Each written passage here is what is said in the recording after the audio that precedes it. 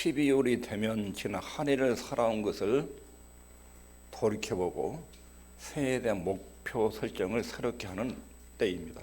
12월이 되면 나이가 들어갈수록 마음이 무거워집니다.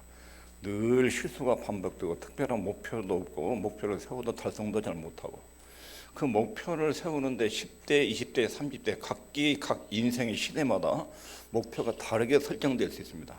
근데 오늘 본문의 사도 바울이 말하는 인생의 목적과 방향은 출생에서부터 죽음까지의 전 인생 그리고 모든 종류의 사람들에게 공통적으로 해당되는 인생의 목적과 방향을 말합니다. 바울은 체험 이야기를 하고 있습니다. 나는 다메섹 토상에서 예수님의 손에 잡혔습니다. 그리고 내 하나 예수님이 잡으신 어떤 목적으로 나를 지금 끌고 가고 있습니다. 근데 구원을 받았는데 아직 하나님 원하시는 목적에는 너무 미달됩니다. 하나의 목적이 원하는 목적에 비하면 아직 잡도 못하고 이루지도 못했고 그 목표에 비하면 너무 나는 부족하고 모자랍니다. 자기 체험을 이야기합니다. 그러면서 나는 그 목표를 향해서 혼신의 힘을 다해서 달려갈 것입니다. 여러분도 저도 그렇게 되기를 바랍니다. 하나님이 이런 내용을 기록한 것은 오늘 말씀 내용이 나하고는 좀 멀게 느껴진다. 나하고 상관없는 내용 같다.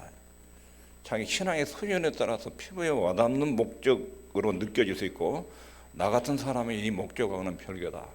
먹고 살기도 바쁘고 취직하고 장가하고 사업도 해야 되고 할 일들 많은데 성경이 말하는 이 목표는 나하고는 별개 문제다.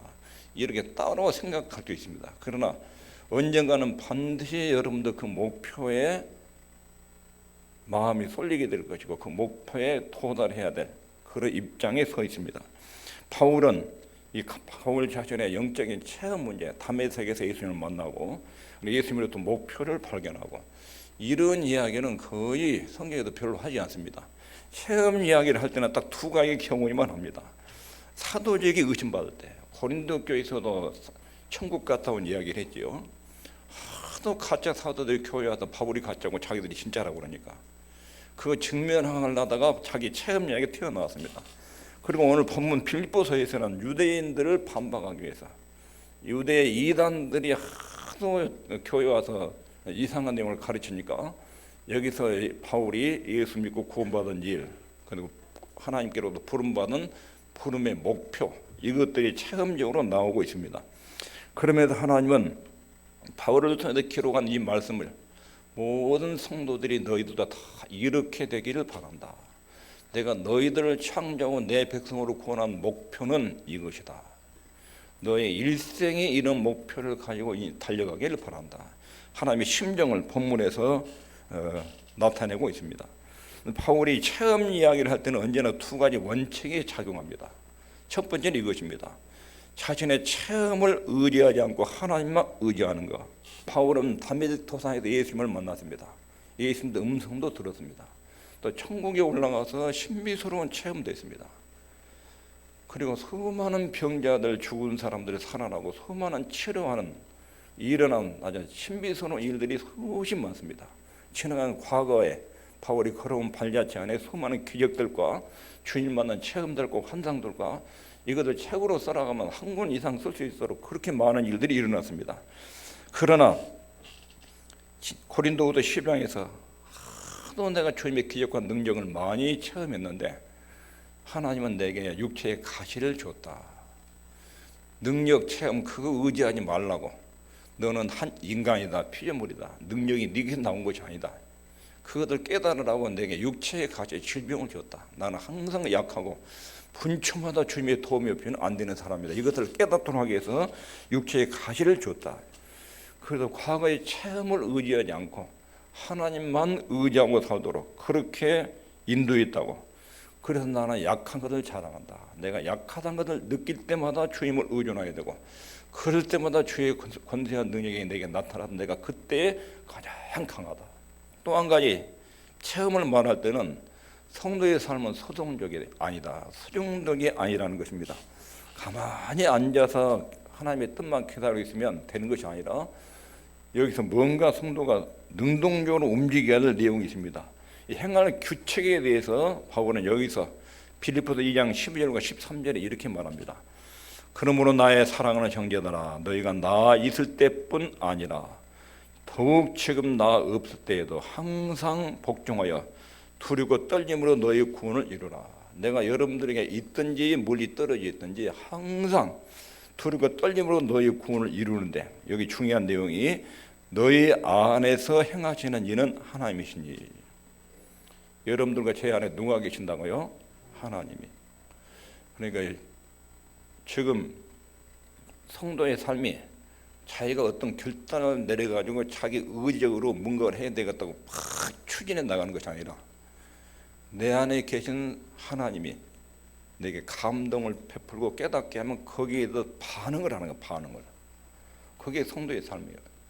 하나님께 내가 열심히 영광을 돌려야 되겠다, 이런 각오나 결심을 할 때 사람들이 하나님의 감동도 뜻도 인도도 아무것도 없이 자기 나름대로 결단을 세워요. 내가 이렇게 해가지고 하나님께 영광을 돌려. 그러니까 자기 의지력으로, 자기 도덕성으로, 자기 힘과 자기 능력과 지혜를 가지고 하나님을 기쁘시게 드렸다고. 그러다가 대부분 깨지고 망가지고 부서지고 실패합니다. 여기서 지금 하는 말은 성도의 삶이 수동적이 아니라는 것은 우리 안에, 너희 안에서 행하시는 이는 하나님이다. 하나님이 성도 안에서 역사하시고 계신다. 자기 기쁘신 뜻을 위하여 너희로 손을 두고 행하게 하신다. 하나님의 터치하고 감동하고 깨닫게 하고 느끼게 해요. 그러면 거기에 대해서 내가 반응을 보여요. 반응을. 이게 능동적 신앙이에요. 하나님이 깨닫고 느끼게 하는데 가만히 앉아고 하나님 알아서 해주시라고.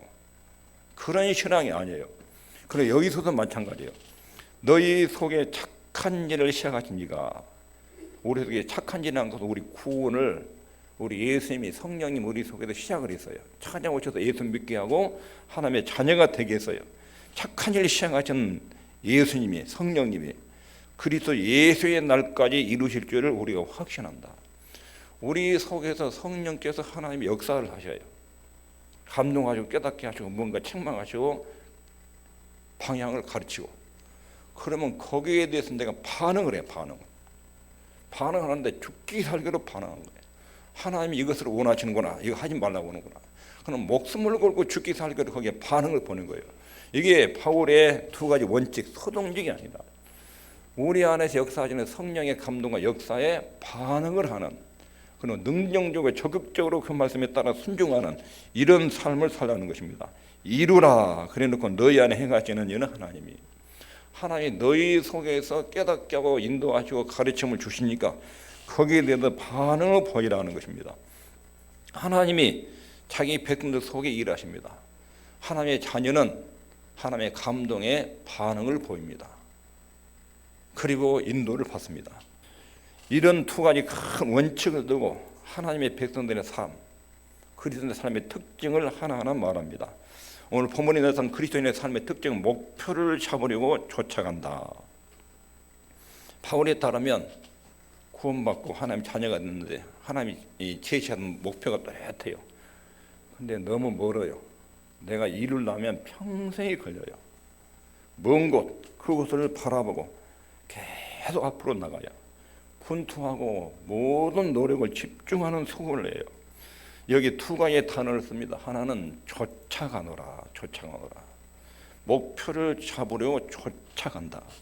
여기서도 위에서 부르신 부름의 상을 위하여 쫓아간다. 위에서 부르신 상, 이것을 계속 따라가고 예수님께 잡힌 바된 그거, 예수님 잡아가지고 목표를 위해서 내 인생을 끌고 가는데 그걸 계속 집중적으로 따라간다. 바울의 경우 예수 믿기 전에 이랬습니다. 열심으로 교회를 핍박했다. 사도행전 9장에 바울의 해심 사건이 나오는데 교회를 핍박할 때 온갖 열심과 열정을 다해서 핍박을 했습니다. 열정적이고 열심히 했습니다. 핍박하는데 힘을 아끼지 않았습니다. 살기와 위협이 등등하여 이렇게 교회를 핍박했습니다. 예수 믿기 전에도 바울은 뭔가 열정을 내서 일했습니다. 그것이 하나님의 뜻과 영광을 나타내는 것이라고 예수 믿기 전에 그런 짓을 했습니다. 예수님을 알고 나서는 그게 아니라는 것을 깨닫고 예수님이 정의해 주신 목표를 향해서 온 힘을 집중해서 달려갑니다. 바울은 열정과 열의를 보이기 위해서 또 하나의 단어를 쓰는데 잡으려고 그리스도 예수께 잡힌 바 된 그것을 잡으려고. 이것은 쫓아간다, 따라간다는 말보다 더 강한 것입니다. 이것은 운동 경기 100m 달리기 선수들 딱 출발해 서죠. 출발한 서죠. 그러면 끝에 100m 라인 거기만 딱 쳐다봅니다. 그게 목표. 중간에 한 번 다른 데 돌아보면 그 사람은 그냥 0점 몇 초 차이로 벌써 뒤로 쳐져요. 다리 딱 돌리는 순간. 그러니까 숨도 안 쉬고 그 자리를 딱 보고 출발 준비할 때부터 아주 꼬린 지점, 차이가 도착할 지점만 아주 눈이 거기만 아주 집중해서 달려갑니다. 이게 여기서 말하는 잡으려고, 그 말에 잡으려고, 운동선수처럼 잡으려고. 이게 목표예요. 뭔가를 본 거예요. 바울처럼 하나님 안에서 뭔가를 봤어요. 인생의 허물을 알았고 진리를 봤어요. 진리 안에 사는 사람이 얼마나 복되고 아름답고 행복한 것인지를 봤어요. 맛을 봤어요. 미친 듯이 그걸 쫓아가요. 잡으려고 쫓아간다. 미래 앞에 있는 엄청난 영광스러운 일을 위해서 전력 질주해요. 전에는 몰라서 믿는 사람 죽이는 데 열정을 냈는데 이제는 또렷하게 알고 온 인격과 힘을 다해서 잡으려고 쫓아간다. 하나님이 여러분과 저도 그렇게 되기를 바란 거예요. 하나님 우리를 죄에서 건져내 가지고 어떤 목표를 가르쳐줘요. 감동을 하셔요. 인생의 목적과 방향을 알려줘요. 그러면 그걸 맛봤으면 온 인격을 다해서 하루하루 한 해 한 해 그렇게 쫓아가기를, 잡으려고 쫓아가기를 바라는, 그것이 하나님 우리에게 기대하시는 거예요. 그럼 어떻게 그 목표를 이룰 수 있는가? 첫 번째 바울의 경우는 13절에 형제들아 나는 아직 내가 잡은 줄로 여기지 아니하고. 자기 파악, 자기 반성. 현재 내 위치를 아는 거야. 내가 구원받았지만 내 영적인 선율과 상태는 하나님의 기대의 수준에 아직 못 미친다. 항상 하나님 나를 있는 그대로 사랑하시고 받아주지만 하나님의 나를 구원하신 목표와 의도가 있다. 그것이 또렷하게 바울의 눈에 보여요. 그런데 그 하나님이 나를 이끌고 가기 위한 목표에는 아직 멀었다. 잡은 줄로 아니 못 잡았다. 도달 못했다. 자기의 정체를 또렷하게 알아요. 나는 예수 믿고 최고의 사도지만 그러나 주님이 나를 부르신 목표에는 아직 멀었다. 미달됐다. 자기 파악이 이루어진 게 자기 파악이. 주님이 부르신 목표를 생각하면 항상 미달돼요. 나는 죄인 중에 개수입니다. 나는 12사도 중에 제일 못난 사람입니다. 나는 만삭되지 못하는 난자 같습니다. 주님이 부르신 목표와 그 높은 영광스러운 비전을 볼 때 다른 사람과 비교 안 해요. 그럼 비교해 볼 때 자기 모습에 자기 토치에 교만할 틈이 안 생긴 것입니다. 스스로 만족할 수 없습니다. 우리가 자신을 제대로 믿음 안에서 파악을 하면 다른 사람과 비교하지 않습니다. 내가 갈 길만 가는 거야. 남이 뭐라고 평가하는지, 다른 사람 신앙이 어떻든지, 다른 교회, 다른 교회도 어떻든지, 우리 교회, 내 신앙 방향, 내 가정의 목표, 하나님이 설정한 거, 이것만 보고 가는 거예요. 성령께서 우리를 살피도록 요청하고 자기 만족이 빠지지 않도록 조심하고 필요할 경우는 명백하게 자기 약점에 대해서 주목해요. 내 치명적인 약점은 이것이다. 늘 봐요. 그러니까 교만하지 않아요. 자기 만족 도취에 있지 않아요. 남을 평가하지 않아요. 이런 겸손한 태도가 자기 파악, 목표를 이루려면 이제 자기 파악이 돼요. 자기 파악. 자기 주제 파악이 안 되면 제일 잘난 사람인 줄 알아요. 항상 자기보다 수준이 낮은 사람과 신앙을 비교해요. 다른 교회와 비교해요. 다른 교단과 비교하고. 그래가지고 꼭 문제를 일으켜요. 자기도 열등감에 빠지고 공동체도 문제를 일으키고. 이게 자기 파악이 안 되면 목표가 안 됩니다. 하나님 안에서 자기 파악, 자기 반성이 이루어지는 거. 이게 첫 번째 목표를 이루는 태도입니다. 두 번째는 집중. 여기 오직 한 일인데 했던 일 이런 뜻이 아니에요. 한 가지 일, 한 가지는 원 포인트. 하나님이 나한테 준 목표 한 가지 일. 했던 일 이게 아니라 한 가지 일. 여기에 집중하는 것입니다. 마라톤을 하는 선수는 지금 내가 얼마만큼 달려갈 것 같을까 이걸 생각하지 않고 얼마나 남았냐. 그리고 목표점이 어디쯤 몇 킬로 정도 남았냐. 마라톤 한 사람은 계속 그만 찾아봐요. 달리면서 꽃 구경하고 풍광 구경하고 산천 초목 구경하고 그러면 다 떨어져요. 목표는 골인지 뭐 거기만 생각하고 달려온 거 다 잊어요. 달려온 거 몇 킬로 달려왔는지, 내가 지금 몇 등 하고 있는지 다 잊어요. 몇 킬로 남았냐, 몇 미터 남았냐, 계속 그만 생각하고 힘을 조절하면서 달리는 거예요. 이게 오직 한 가지 일이에요. 한 가지 목표에 집중하는 것. 어떤 농업자가 차를 운전하고 농촌에 취재하러 뭔가 알아보고 조사하러 가고 있어요. 근데 운전하고 가는데 양떼들이 저 앞에서 길을 막고 있어요. 아이고, 저 양떼 틈을 어떻게 통과하냐. 그렇게 생각하는 순간 양치기 개가 나오더니 저 차가 오거든요. 얼마쯤 있으면 여기까지 도착한지 계산해가지고 막 뛰어서 양을 막 모으는 거예요. 도로에서 밀어내린다고. 근데 그때 옆집에서 키우는 사냥개 한 마리가 양치기 개한테 싸움을 걸어와요. 막 달려가지고. 근데 양치기에는 싸움을 걸어오는 그 개는 쳐다보지도 않고 계속 양들만 막 집중해서 차가 딱 도착하니까 도로에다 쫙 밀어내는 거예요. 이것이 하나님 백성의 삶의 목표예요. 하나님의 나를 왜 부르셨는지, 구원받은 내가 어떤 목표를 가지고 인생을 살아가는지 딱 정해지면 다른 사람이 나를 건드리지 말든지 이런 저런 사소한 이런 시비에 말려들지 않아요. 그런 것들이 골똘하게 빠져가지고 고민하고 목표 상실하고 이런 생각을 하지 않아요. 목표가 뚜렷하면 주위의 혼란한 상황에 빠지지 않습니다. 세상은 우리 마음을 아주 산만하게 합니다. 그러나 하나님의 자녀는 오직 한 가지 일만 바라봅니다. 그리고 그 일에 집중합니다. 목적으로부터 내 마음이 뺏기지 않도록 거기에만 늘 집중합니다. 여러분 개개인에도 목적이 있어요. 그 목적을 이루기 위해서 다른 산만하게 만드는 일에 마음 뺏기지 말라는 것입니다. 하나님은 여러분과 제가 그렇게 살기를 바라십니다. 훈련 없이는 불가능합니다. 자기를 통제해야 되고 시간을 잘 관리를 해야 됩니다. 그래야 그렇게 살아갈 수 있습니다. 세 번째 원리는 뒤에 있는 것은 잊어버리고 오직 한 일, 즉 뒤에 있는 것은 잊어버리고. 여기서 뒤에 있는 것은 잊어버린다는 것은 과거를 다 기억에서 삭제하는 것이 아니에요. 과거에 좋은 일, 교훈될 만한 일 얼마나 많은데 그거 다 잊는다는 뜻이 아니에요. 뒤에 있는 일 잊어버리고, 이 말은 과거에 있었던 경험과 경력과 업적 이것을 의지하지 않고 이런 뜻이에요. 과거에 여러분들이 경력이 아무리 화려해도 그거 의지하다가 오늘과 내일을 망치는 사람들이 많아요. 바울은 한 일 뒤에 있는 거, 내 과거에 수많은 체험들과 업적들이 있지만 그것을 내가 의존하지 않는다. 앞으로 인생이 얼마나 남았는지, 주님이 위에서 부르신 목적을 위해서 어떻게 달려갈 것이냐, 이것만 생각하고 옛날에 있었던 일 다 의존하지 않는 거예요. 결승점이 얼마나 가까이 이르렀는지, 출발점에서 얼마나 왔는지가 아니라 결승점이 얼마나 가까이 이르렀는지 이것을 바라보는 거예요. 여러분들의 인생이 얼마나 남았는지 계산해야 됩니다.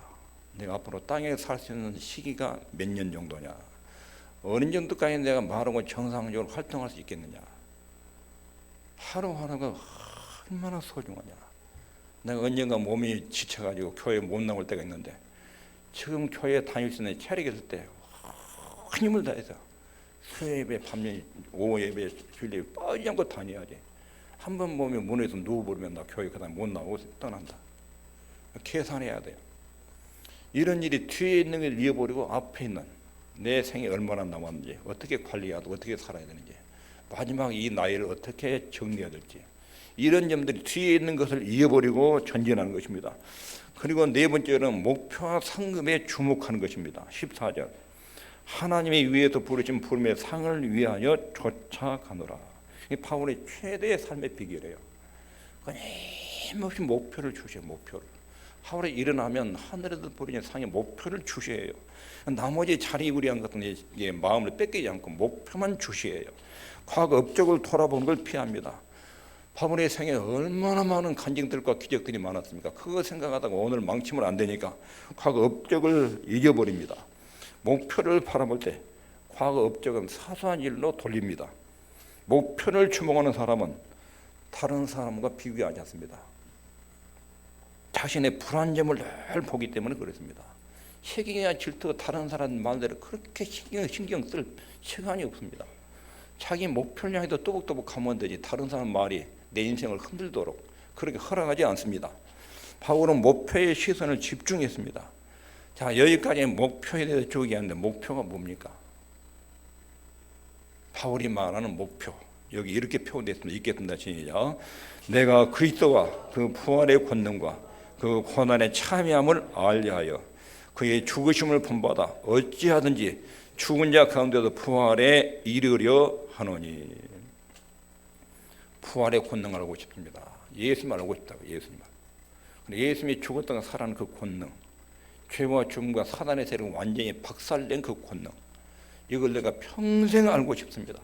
고난의 참여, 예수님 십자가의 고난에서 우리를 살리신 그 일, 세상의 법과 타락에 대해서 보는 주님의 아픈 마음, 고난의 참여, 죽으심을 본받아도 주님처럼 나와 살다가 죽기를 바라는 것, 이것이 바울이 이르려 한다. 이런 내용이 내 인생에 이루어지길 바랍니다. 이걸 다른 말로 표현하면 예수님을 알고 예수님을 닮고 예수님과 영원히 함께 살고 싶은, 이게 내 한 가지 목표입니다. 예수님을 잘 알고 그분을 닮아가고 평생 그분과 함께 살고, 요 마인드가 모든 사역으로 나타나요. 사역으로, 활동에서, 가정에서, 일터에서, 교회에서 이런 목표가 모든 섬기는 행동으로 표현되는 거예요. 그리스도인의 목표는 주님을 알고 닮고 그분과 천국에서 하나님이 사는 걸 소망하는, 그게 뜨거워질수록 여러분의 사명과 사역이 열정적으로 살아납니다. 이게 그리스도인의 목표예요. 최대의 바울의 삶의 비결입니다. 바울은 이 목표에 주목했습니다. 남과 비교하지 않고 집중했습니다. 여기까지 말씀을 정리하겠습니다. 첫 번째, 그리스도인의 삶의 특징은 목표를 향한 거죠. 목표. 그리고 그것에 집중합니다. 달리기 선수처럼 집중합니다. 이거 떨어지면 내 인생 망친다. 이거 떨어지면 연금도 못 받고 지금까지 모든 수고가 다 끝난다. 아주 여기에 온 에너지를 집중하는 것입니다. 뒤에 있는 것 잊어버리고 과거의 경험들 잘한 것들 의존하지 않고, 이런 뜻입니다. 목표와 상급에 주목하고, 하나님이 위에서 부르신 상이라는 것은 위로부터 내려온 부름. 하나님이 너 이렇게 살아라. 그래야 네 인생이 아름답고 찬란하다. 이것 놓치면 너 인생은 꽝이다. 하나님이 너 이거 붙들면 최고로 빛나는 아주 가장 찬란한 인생이 된다. 이걸 놓치면 아무리 많은 걸 성취해도 그건 아무것도 아니다. 그 목표, 상급, 여기를 늘 주시해야 돼요. 아침에 일어나면 늘 주셔야 돼요.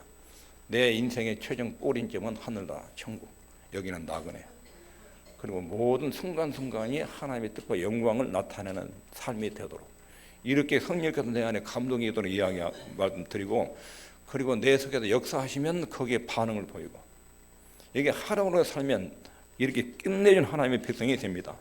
그 목표는 예수님을 알고 닮고 재현하고 천국 영광을 그리워하고, 그렇게 살면 여러분도 모르게 한 해 한 해 지나면서 굉장히 빠른 속도로 변화가 이루어질 것입니다.